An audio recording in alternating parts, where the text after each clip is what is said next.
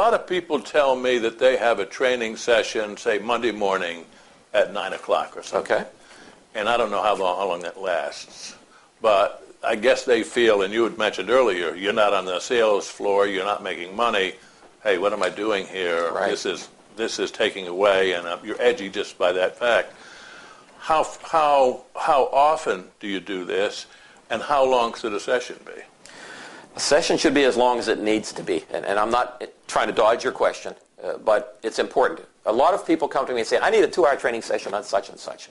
And it may be that you only need a half hour. Or maybe it's a motivational issue and you don't need training. Or maybe they're trying to squeeze 20 pounds into a 5-pound sack, and it really needs to be a 2-day program. That's where this process I use of talking about the business goals and strategies, the marketing strategies, you whittle down to interviewing the people, exactly what's needed. Now you know how long the training program should be to accomplish the business goals. You can't always afford that in terms of time or money. And you may say, fine, which of the goals do we not want to accomplish? But let's do what we're going to do well, choose what we're going to do, and determine the length of the program based on the needs and the design, which goes back to the business goals. So I will not say training should be an hour or 2 hours. It should be 15 minutes. It should be 3 days. It should be whatever it needs to be to accomplish the business goals in a way that's justified, and the investment you're going to make is justified because the return is going to make it worthwhile. Now, I know you do videos, and it would seem like the video would be a really efficient way to meet those needs. They can, if they're sitting on the sales floor and there's no customers in there, turn that thing on and do 15 minutes of that. That would seem to be a very efficient way to meet these goals of the employer. It's an efficient way of communicating information, but it's not a complete training program as such. A complete training program gives people a chance to practice and gives them feedback and involves the coaching. So a video-based training program that's accompanied by some of those other elements now can be a very, very adequate program as well. So that's a tool. That's one tool in the whole scheme of things. Right, absolutely. Now, at the front end, you're talking to a client the first time. You interview him, you interview the employees, you interview the supervisors, you come up with goals, and you execute the program. Talk about assessing those goals after the program has been in use for a good while. There are several ways of assessing training programs. The most valuable is what were the results from the program. We did a training program and gross margins went up 2 points. Or my average ticket is up $200 or whatever, right? And you can see that the effects after the training program versus before. That's what you'd like to see. Many training programs stop short of that and say, did you like the program? Yeah, the trainer spoke well, the slides were nice. That's not results. That's initial reaction. So I like to go as far as possible in the direction of what are the results from the program. Sometimes an intermediate step is you administer a test. That could even lead to certification if people pass the test. Did they learn what you hoped they would learn? And that may be a written test. That may be a practical test where people are put in situations and have to use the new skills. If I were teaching you how to change a tire, it may not be adequate for you to take a written test on how to change the tire. I may want to see you change a tire before I say, yes, you know how to change a tire. And I'd like to see the result that the tire stayed on the car for the next 5,000 miles. Then I know it was an effective training program. Same applies with sales. Let's go as far as possible in the direction of results. Now, they may take a while to happen, a month or 3. You may need to compare this year's results to last year's results because of seasonal effects. So you use those other vehicles as well, but you always want to go as far as possible in terms of results. I would imagine most employers would tell you, if you say, hey, what do you really want to accomplish by this? I suspect increase, or at least increase our margins, increase our closing ratio. Do you mention those facts to the salespeople when you're training them? Absolutely, because especially if it's a commissioned salesperson, they have a stake in it too. All the money doesn't go to the boss, it goes to the salespeople. Even if they're salaried salespeople, they've got a stake in the health and longevity of the business if they like working there. So everybody is interested in those factors. Those are very important to ownership because those set the financial stake. And yet, they're not the answer, they're the question. And what do I mean by that? The owner says, I want to raise my margin 2 points. Okay, what's that worth to you? Okay, what does it take to accomplish that? Well, my people need to get better at closing. Oh, really? what do they need to be able to do better to do that? They need such and such. Well, what do they need to do better to do that? And I keep drilling and drilling and drilling to get down to specific behaviors, and that's what we'll train people on, because it's behaviors that deliver results. I see. Do you find that most salespeople are aware of margins or margins of particular products they're selling, or aware of total margins in general? That varies widely depending on the ownership and how much they share with their staff, or how much they think that's my information, my data, and they don't have a open communication with the staff. In my experience, the ownership who shares that information trusts their staff and trains their staff with the right pay systems in place will benefit from sharing that information. But notice I put a few qualifiers on that. Trust and communications and skills, so that people do the things that will deliver higher pay for them, more secure job situations, higher margins, better business results for the ownership. Everybody wins.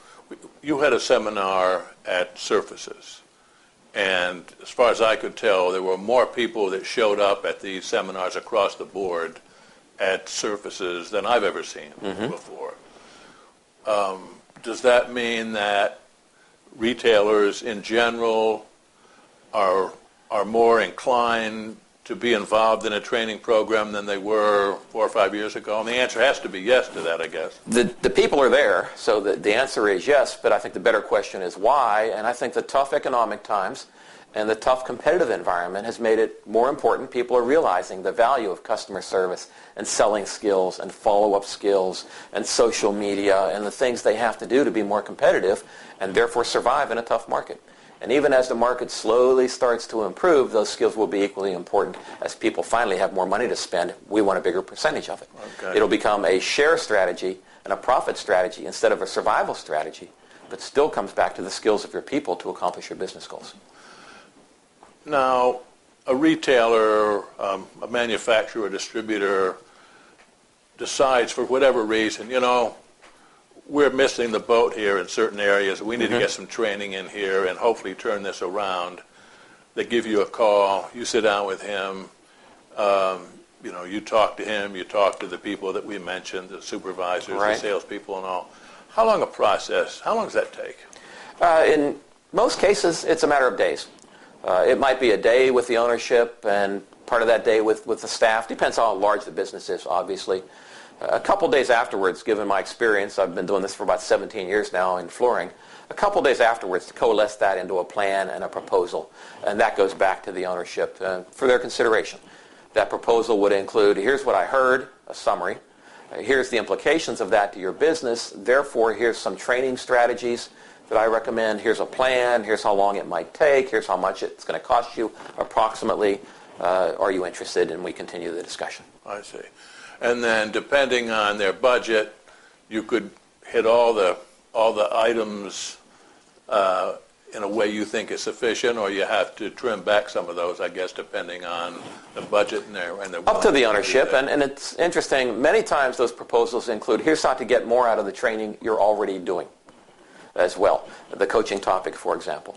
Or here's how to work with your vendor reps who are going to come in to do the product training to turn that into sales training and tell them you want not only a lecture on the new products, but you want your people to be able to practice in customer situations. Or you want some coaching tips. So we help with strategies to how to maximize the benefit of their existing training as well. I guess the whole idea of tying this to margins, closing ratios, etc., that's really got to be the motivator. I can't imagine a manager and owner isn't going to be impressed by that if they see some nice results at the bottom line. That's the reason to do it. If you look at vendor training, if the only purpose of the vendor training is to sell more of product A instead of product B, that's the rep's perspective. Yeah. But it doesn't make the owner any more money. It's just replacing one sale with another. Why are we doing that? If, however, the goal is to sell more product at higher margins and higher tickets, and the vendor training can help you accomplish that, then by all means, you should be doing that. So it helps focus the conversation with any trainer. Here's what I want. I want to improve my business. Now help me understand how your training is going to help me do that. And if so, bring it in. I have to imagine that in talking to a retailer, a manufacturer, a distributor, it's probably easier to sell them now than it was several years ago. They can see the need. The pressure is there, fewer people coming through the front door. You have to be a lot more productive and a lot more efficient. That would seem to be an easier sell. Well, you would think so, but resources are tighter too, and everybody's working harder, and I still don't have the money to increase my advertising or increase my training budget. So you're still left with convince me that this is going to be a worthwhile investment and show me results and the confidence that it will give results, then I'm more willing to invest. Which is a fair question. Yeah, absolutely. It's always a fair question. The need is stronger in tough times, but resources are tighter. Those two tend to balance one another. I hear you. Somebody wants to get a hold of you. I know you have a nice website. Give us the address of that. The website address is www.traininggetsresults.com. That's Training Gets Results. It's all one word, no spaces in there. And yes, there is a double G, traininggetsresults.com. Very good. Brian, it's always great talking with you. I always learn a lot. I may sign you up here and get trained at what I do. Thank you very much, Dave. Always a pleasure to be with you. We've been talking with Brian Gracon of Gracon Associates. This is Top Floor TV.